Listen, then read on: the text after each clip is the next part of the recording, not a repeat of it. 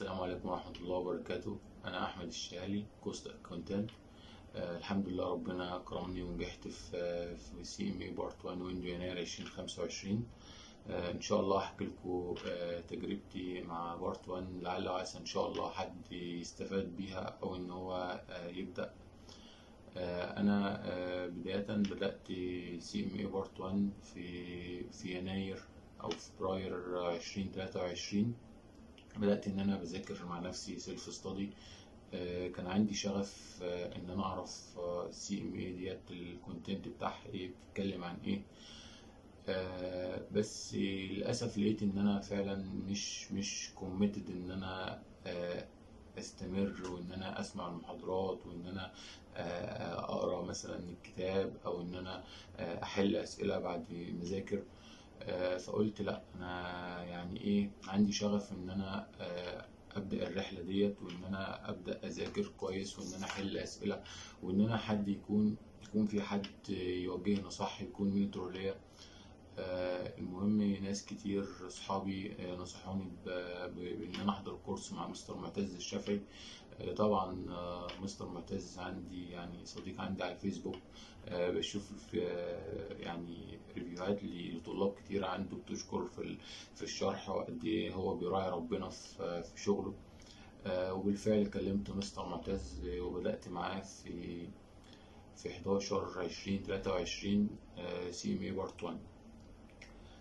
طبعا يعني في الأول في صعوبة. مستر معتز بدأ بالسيكشنال كوست. في صعوبة في الكلمات، الإنجليش مش أحسن حاجة. الأسئلة برضو أحيانا ما بقاش موفق في إن أنا أحلها. مستر معتز طبعا قال لي ما تقلقش من الموضوع ده، المصطلحات بتتكرر معاك، أنت بس يعني أهم حاجة تستمر. امشي على البلان. اقترح علينا صراحة على الجروب كله ان هو يفتح لنا اكسس لكل الكورس ست سكاشن. يفتح لنا اكسس لمحاضرات مسجلة والهاند اوت موجودة، بحيث ان احنا نحضر المحاضرة قبل ما نحضر مع الشرح الجديد يعني. وفعلا انا التزمت بالبلان ديت وبدأت ان انا اسمع المحاضرة المسجلة وبعد كده احضر الشرح. لقيت فعلا الموضوع فرق معايا جدا. لقيت ان انا فعلا يعني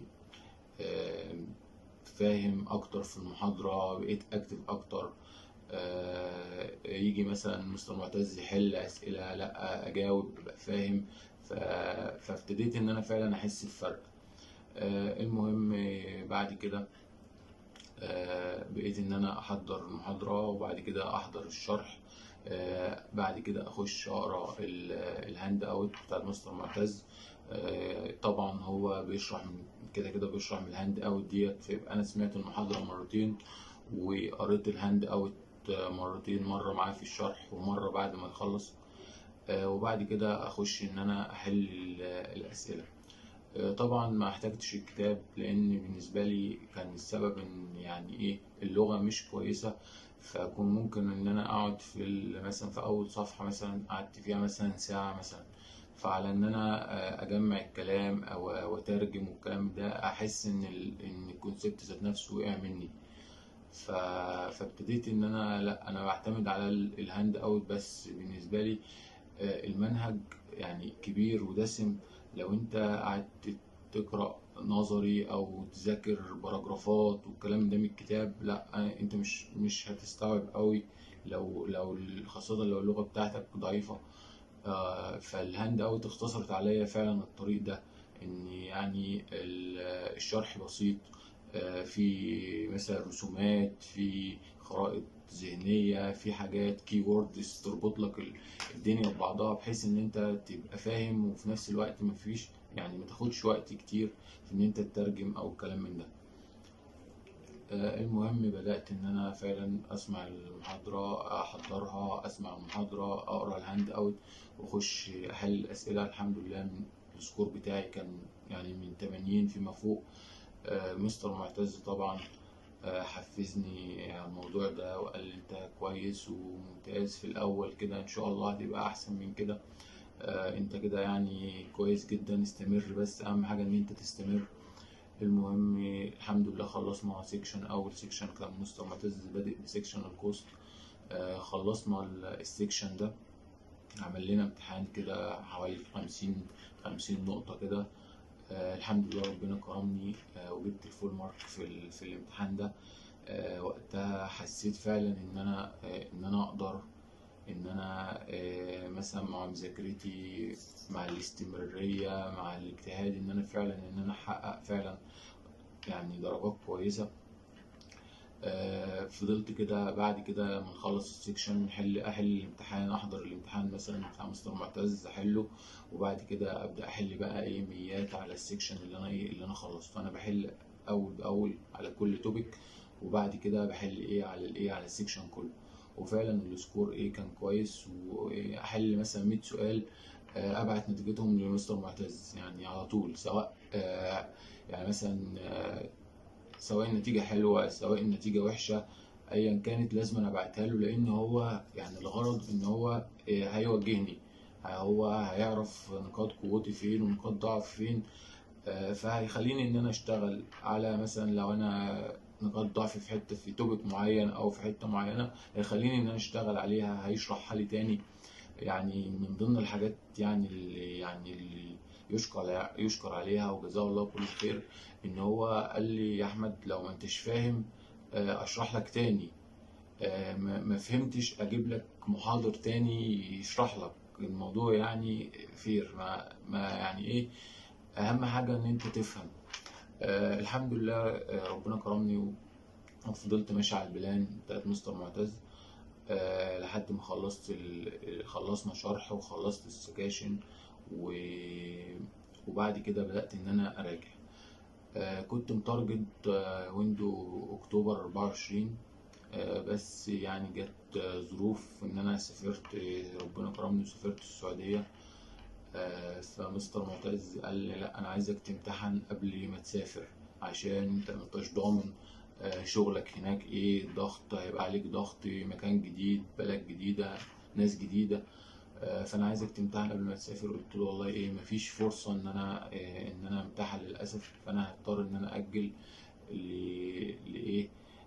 لواحد، او ان انا اسافر وامتحن هناك. قال لي لا مش برجح ان انت تمتحن هناك في 10 في الويندو بتاع 10، لا هنستنى، خلاص استنى وادخل في واحد. المهم سافرت، كنت مسافر في 9 24. عدى الويندو بتاع 10 ده ما حجزتش فيه. بعد كده بدأت إن أنا فعلا بقى راجع أحل ميات، أحل امتحانات كاملة. كان معايا أكسس هوك، طبعا مستر معتز كان موفر لنا أكسس هوك، كنت بحل عليه طبعا 100 سؤال 50 سؤال أيا كانت النتيجة كنت ببعتها لمستر معتز، عشان هو أدرى يعني أنا يلزمني أنا لو أنا مثلا ضعيف في جزئية هو أدرى إن هو يواجهني فيها أو يشرحها لي تاني أو كلام من ده. المهم الحمد لله السكور بتاعي كان كويس، 80% فيما فوق. جيت بعد كده في 11/20/24 قلت لمستر معتز أنا عايز أنا عايز أحجز في أورلاندو يناير إن شاء الله. قال لي خلاص تمام، طالما أنت نويت نتوكل على الله ونحجز. طبعا حجز لي، استفدت بالخصم بتاعي 50%، وامتحنت بره، يعني امتحنت بره مصر، كنت امتحنت في الرياض، وبرضه استفدت بالخصم بتاعي كامل 50% صراحة. المهم مستر معتز فضل يتابع معايا لحد يوم الامتحان. حليت حوالي 20 امتحان قبل ما ادخل. كان هو فعلا نصيحته ليا على طول كل يوم حل امتحان، ما تقعدش يعني طول ما انت عندك وقت فاضي ذاكر، ما تقولش انا هذاكر ساعتين 3 في اليوم، التارجت بتاعي ان انا اذاكر 3 ساعات. لا، طول ما انت فاضي ذاكر، طول الوقت ذاكر، ما في الشغل ذاكر، في المواصلات ذاكر، في اي حته ذاكر، المهم ان انت تذاكر. وقت مثلا عندك شغل، وقت البريك في الشغل لا ذاكر فيه. تمام. المهم الحمد لله ربنا قدرني وقدرت ان انا فعلا الم المنهج. حليت امتحانات كتير قبل ما ادخل الامتحان، حليت من هوك وحليت من جلايم حوالي 20 امتحان. السكور كان كويس، يعني مثلا السكور كان 80% لحد مثلا 85. اوقات كنت مثلا يعني ممكن انزل عن 80% ل 75% مثلا. فلا مستر معتز يقول لي لا، شد على الحتة ديت، انت شوف الأسئلة اللي انت واقع فيها فين، قول لي انت وقعت في ايه وانا اشرحه لك تاني، مفيش مشكلة نتناقش فيه. طبعا مستر معتز فضل متابع معايا. حقيقة مقصرش معايا. كنت يعني مثلا كان هو مثلا هو صديق عندي على الفيسبوك، طول ما هو اكتف قدامي مثلا بالليل الصبح اي وقت ابعت له اقول له انا الامتحان، انا حليت امتحان، حصل كذا، وصلت لكذا، والسكور كذا، اعمل ايه. فهو فعلا كان بيوجهني ويتابع معايا لحد اخر لحظه. لحد ما دخلت الامتحان الحمد لله ربنا كرمني. طبعا مشيت حتى في نظام الامتحان او في حل الامتحان. انا ما كنتش قلقان خالص لان انا يعتبر حليت امتحانات كتيرة. عرفت النقط اللي انا كنت واقع فيها فين وراجعتها. طبعا مشيت على البلان بتاعت مستر معتز حتى في حل الامتحان، ان انا ابدا بالاسئله النظري والاسئله السهله عشان ما تاخدش وقت، بحيث ان انا اقدر احل اكبر عدد من الاسئله. المهم ربنا كرمني والإيساي فتح وحليت كويس في الإيساي. وطلعت من الامتحان كلمت مستر معتز. قلت له حصل كذا كذا، ان انا الحمد لله خلصت الام سي كيو، يعني كان فاضل لي في الوقت كان فاضل لي تلت ساعة. ودخلوا معايا طبعا في الايساي، وحليت في الايساي كويس، سبت نقطة او اتنين. طبعا زعل قال لي سبت ليه، انا ما كنتش عايزك تسيب حاجة. هو صراحة يعني كان واثق فيا وكان محفزني دايما ان انا فعلا هجيب سكور كويس يعني. المهم قال لي ان شاء الله كده انت تمام، انا مستني السكور. قلت له طب ربنا يكرمك، طب انا اعمل ايه دلوقتي؟ قال لي بص، انت دلوقتي في بريك بقى، افصل دماغك خالص، عايز تروح الجيم روح، عايز تلعب كورة روح، اعمل اللي انت عايزه، ان شاء الله ربنا يكرمك وتشوف النتيجة. النتيجة ظهرت الحمد لله في 13 يناير. السكور الحمد لله تمام، لقيته سكور 410. طبعا مستر معتز قال له السكور كويس، بس انا كنت مستني منك سكور اعلى من كده، وانت كنت تقدر تعمل اكتر من كده. قلت له الحمد لله، فضل ونعمة من ربنا. دي كده كانت تجربة بسيطة كده عن الرحلة الطويلة ديت.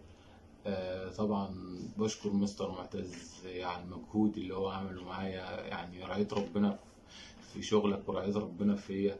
حقيقة يعني يعني أصعب حاجة أو أصعب وقت كان وقت إن أنا فعلا عايز أخد كورس مع حد، مع محاضر. فدي كانت صعبة بالنسبة لي إن أنا اختيار المحاضر، لأن أنا طبعا الموضوع مجهود ووقت وكل حاجة، فكان لازم فعلا يعني بدور على محاضر يراعي ربنا فيا. انت صراحة بشكر مستر معتز، يعني راعى ربنا فيا، راعى ربنا في شغله، وشرح شرح كافي ووافي. يعني الحمد لله وفقت في المادة وفي الامتحان. طبعا الماتيريال كانت وافية وكافية.